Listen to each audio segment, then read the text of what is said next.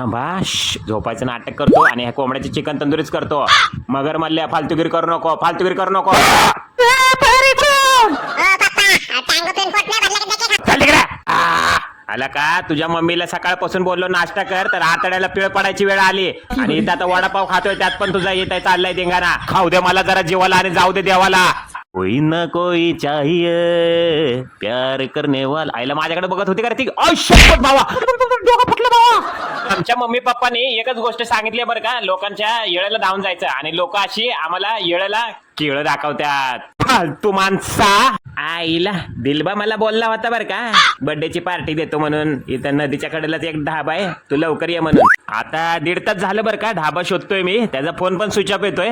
मला तर त्याच्यावर काढायचा विश्वास नाही बरं का. माकड म्हणलं हे मिरची का. दिलबा फालतूगिरी करू नको. आधीच बायको नेले चापळला इथं मी चांगल्या मूड मध्ये बसलोय. दे सोड बोललो तर तुला. एक तर अन्न खाऊन दिवस काढतोय तू मिरची खायला घाल. जाऊ दे देव तुझं भलं करू. सुरुवात माझ्यापासून करू. भेंडी गवार